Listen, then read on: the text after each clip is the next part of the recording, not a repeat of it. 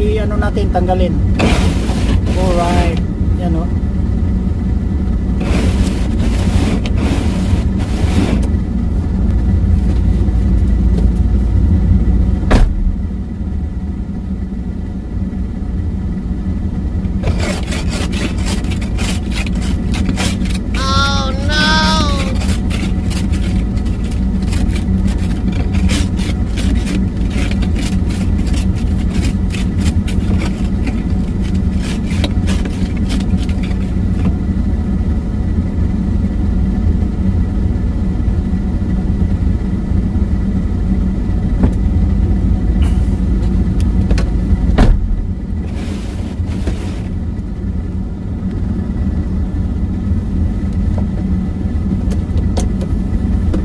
Kumusta kayo mga kakikoy ko? Ako lang mag-isa, papasok na ako sa school, sa trabaho.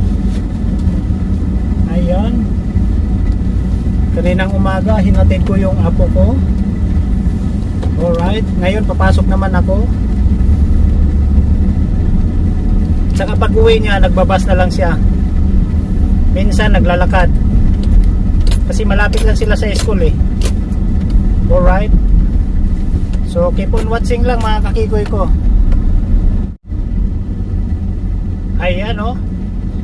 Dilat na dilat ang araw. Pero ano, malamig.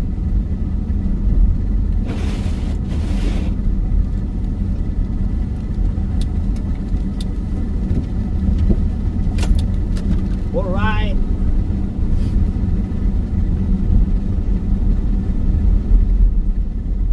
Park na bus dyan school bus.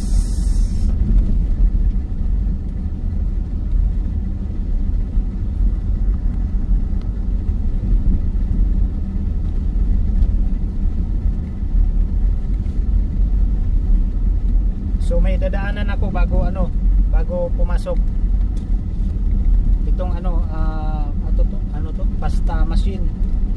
pasta machine maker.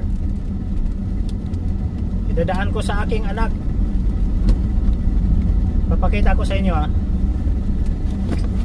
Ito yun Oh my God! Pasta machine maker. Alright. Bye bye. So ayan naidaan ko na yung hinihingi ng anak ko. Oh my God! Ano yun? Pasta maker machine. Mahilig magluluto yun eh.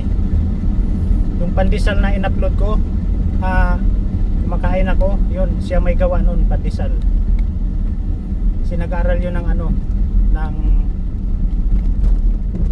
food handling safety. Tsaka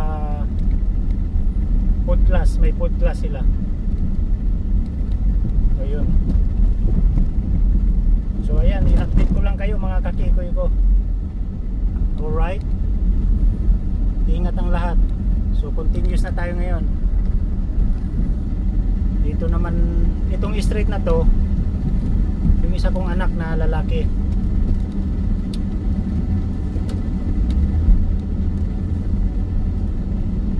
Dito nakatira.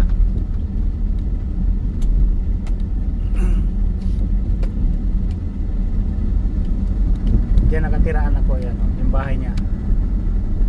Yan, yun. Alright. Kaya straight ng anak kong panganay.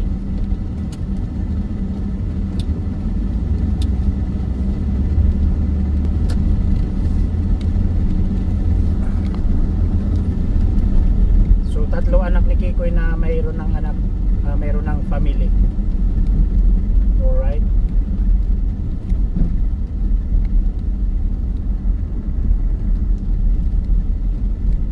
So malapit na tayo sa aking trabaho, papasukan.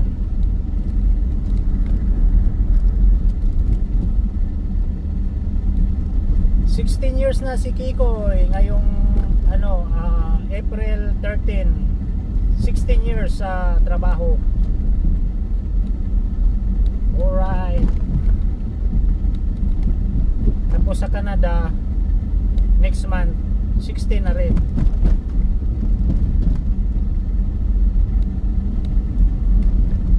talakayin natin yung ano, yung may nag-upload na ano, yung si Road Channel ba yun? Nag-upload siya na kasi ganito, wala man lang ano, tamang ano, number. Pero okay lang yun kasi para sa ano, privacy ng kanya-kanyang kwan. Hindi niya alam ba, puro panguhula. Basta lang may upload. Ako, meron na akong idea kung magkano makukuha ko. Alright. So dito na tayo, nakaparking dyan. Doon tayo sa ano, hindi sa illegal. So dito tayo, ayan o. Alright.